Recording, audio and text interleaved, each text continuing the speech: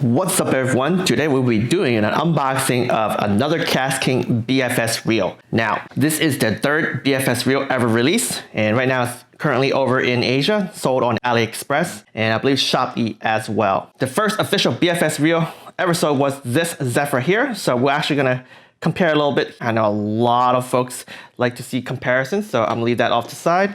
And this, although is the prototype MegaJaws BFS reel, they actually have released this too on AliExpress, so you guys can check that one out. Won't do much comparison on this guy, but it's just good to know for you guys who are into BFS reels, you have options. And here we are, the official third BFS reel of KastKing. This is the Valiant Eagle. Now, for those who are a fan of KastKing reels, the Valiant Eagle, yes, it was originally a spinning reel, their lineup, and they are actually going to have regular size reels as well, and that's going to be released in America, but in Asia that are releasing the BFS reel first, so this could be pretty cool. But yeah, this is a totally new reel for their lineup, so come on, let's go. Here we go. Ta-da! By the way, guys, this box came in this package, right? And the package had these crazy foams, so yeah, there's like no damage to the box, so it's pretty cool, being shipped all the way from Asia. So look at that, chrome reel. To be quite honest, I'm not a fan of chrome reels, but a lot of folks have asked me to purchase this, do unboxing, some reel testing and a review, so I did it for you guys. But before we jump into this reel, let's take a look at the box. Got thick foam here, which is great, keep everything from being damaged. Is there anything up here too? Oh yeah, okay, cool. There's a little foam padding there. All right, that keeps everything in place. Let's throw these things out. Stickers, everyone loves stickers. I'll probably put that on my kayak. Loyalty program, that's pretty cool. Now, I'm actually interested because this loyalty card program is in English. So I was wondering if they're actually gonna sell this in America. Stickers for, I guess, telling you what line you have. All right, some instructional stuff. This looks just like the same one they have, oh yeah, for the Zephyr and perhaps any other reel, but I'm just gonna glance at it. You guys don't only look at it. And quickly just jump into this here. I like to always kind of peek at the schematics for a second. 1, 2, 3. Okay, 3 carbon drag disc. Okay, cool beans. All right. One thing about this box, I kind of looked at it from the side outside already, and it doesn't really say any specs. All right, so well, I will probably pull up my phone and just read some specs to y'all. Here we go, guys. Let's inspect this chrome reel. All right, look at that. So this drilled slots here, it's more of a traditional type thing. Not as cool as the Zephyr, as you guys see right here. Look at that. Zephyr definitely looks a lot lighter, and it is technically lighter. So we'll weigh everything, but I believe the advertised spool weight is 11 grams. This whole reel here is 164 grams, so it's pretty light. And I feel like it's, yeah, it feels lighter than MegaJaws. And very similar to the Zephyr. Okay, look at that. So the line guide, they are doing the oval. Interesting. I think they're abandoning the cone shape because as you see here, the Zephyr follows the Crixus. The Crixus does the cone shape as well as the MegaJaws. So I was wondering if the oval shape is better. Wait, is that like an oval cone? I can't tell. I might have to look it up on a website, but it might be. It's really hard to say. Yeah, it looks conish because I actually see the sides. If I tilt it for you guys, you can probably see the sides of the oval. So it's an oval cone. Okay, cool. All right, looking at the trims here, it's gold. EVA foam. Aluminum handle, carbon fiber, drag, star drag, a little accent right there, a little engraving actually. Okay, it clicks, so it's good. Let's take a look at the tension knob. No clicker. Okay, let's take a look at here. Okay, 1, 2, 3, 4. 6, 7, 8, 9, 10, 11, 12, 13, 14, 15, 16, 17, 18, 19, 20. 20 clicks. I think this one here has way more clicks. Okay, 20 clicks to the brakes. Let's take a look at here. Very sturdy. Very sturdy. The engage sound is a little different than the Zephyr. Sounds like a double clicker right there. Okay. There's a wing here. Valiant Eagle. See that right there? It might be hard to see with all that glare. See, one reason why I don't like chrome reels is that glare. Like if I put in a specific angle, you don't even see KastKing. Like you see right there, and then it gets difficult to see right there. So taking photos, it's gonna be interesting. Reading the specs here, I gotta turn in a specific way. So 10+1 bearings. Here's some more specs here. The gear ratio is 6.6 to 1 gear ratio. So this is a slow reel, not like super duper slow. MegaJaws is 6.5, and the faster one is Zephyr, the 7.2 to 1 gear ratio. Okay, so this is definitely a little slower reel. That's why I like the Zephyr. Okay, nothing else to really look at outside, but I did see something that's very interesting. Do you guys see that right there? Line capacity, it is in yards. So I have a feeling that they're gonna release this in America too. Or I think that the Valiant Eagle is American reel, like generally, like the other reels. So everything, they just followed the American standards. So pretty interesting. But 6-pound test line. I mean, I would use 6-pound test line for BFS if I were to use like heavier stuff. Maybe even 8 pounds. Who knows?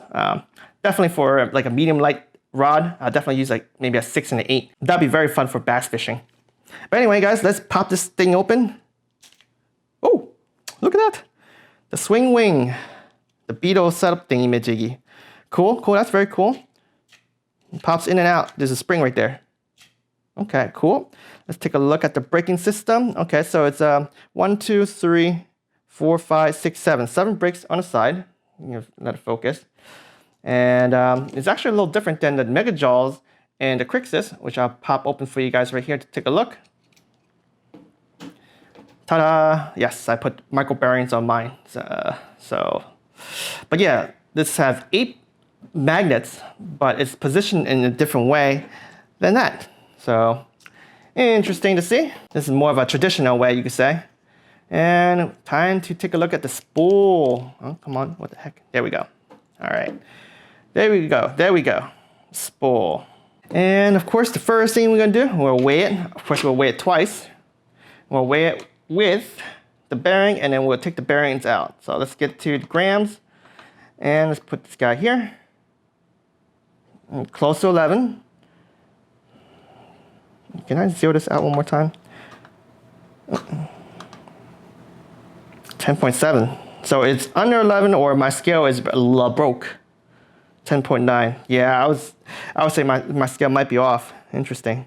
10.8. Well, that's interesting. So where is my bearing removing tool? We gotta remove this sucker, and we'll weigh it again. Dude. All right. Back it off easy. Here we go. Put the guy on the side. Don't lose that Jimbo. Bearing off. And the empty spool weighs 9.2. So 9.2 is still good. Still good. I mean, we'll just put the pin back on because I guess the pin kind of counts. Okay, so 9.3. 9.3. Let's put this on the side. And I don't remember the actual weight of Zephyr. And also, I just want to see, because I actually looked at this and I think the bearing on this might be a different size. So interesting. The MegaJaws versus the Zephyr versus the Crixus and the Spartacus, they all have like this 5x10x4. And I was like, it's so hard to find those freaking bearings. Put that on the side. First thing I want to check is, oh yeah, look at that, guys. Bearing size is different.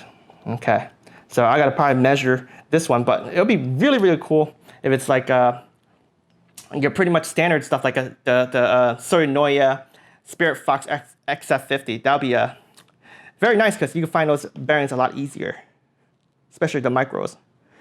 So that's 7.8 without anything. And when I had the bearing on, and that 8.5. Good to know, good to know. All right, so this is from my Sorinoya. And it looks like we have a winner here.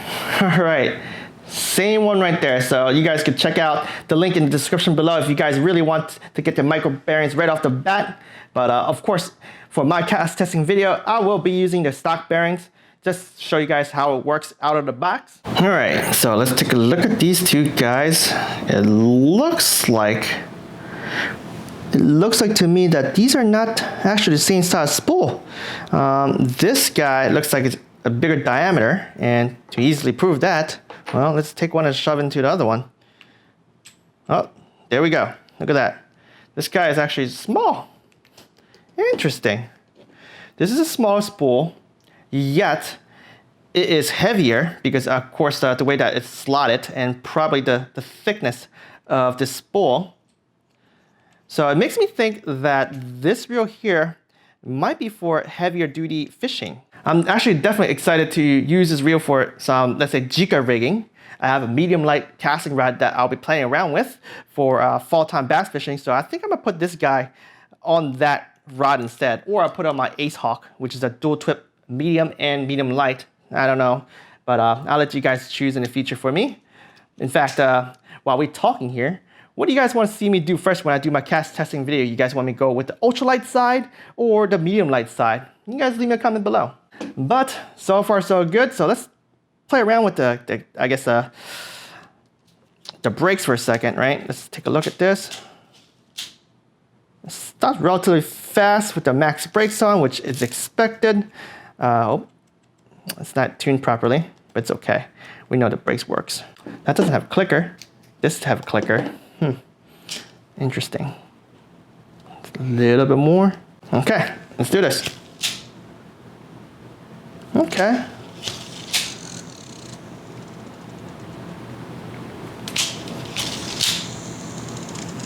It spins relatively fast, smooth. So I definitely expect some good casting.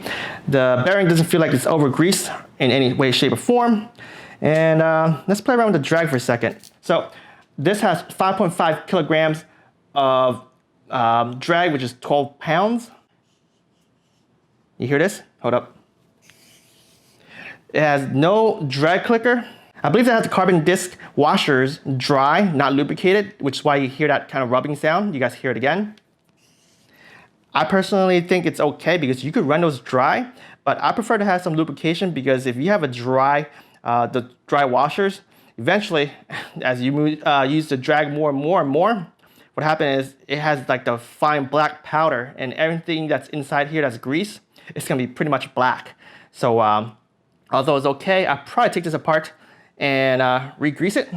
I got some Shimano Star grease, so that'd be pretty cool. But let's take a look at this for a second. Oh yes, pretty powerful, pretty good. Again, it has 12 pounds, which is way more enough if you guys do ultralight, but I guess it'll be sufficient and pretty good for medium light bass fishing. Let me just go back to the lower side for a second. This is good here. See, the problem with some of the reels, right? When you put too low a drag, this thing actually flops. In fact, it happens with the Zephyr. Zephyr, although it's an awesome reel, it has one problem, which they're gonna fix. Right now it has 17.5 pounds of drag, but they said they're gonna reduce it when they release it in America. So I don't remember the exact pounds, but here's my problem. So let me loosen it up for you guys. As you can see, it goes pretty low. No drag here, but this thing is like super loose.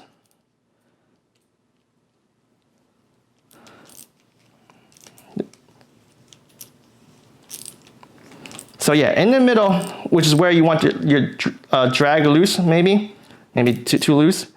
This star drag right here is so easy to move. Like I just tap it, it moves. So that's what I didn't like about the Zephyr. But other than that, you know, I think when they change the strength of the drag, it should be good. Let's jump back to this for a second. I saw something earlier and it kind of caught my eye. You guys see this? I'm moving this back and forth just a little bit. Interesting. It starts, it goes back like maybe one little slot difference.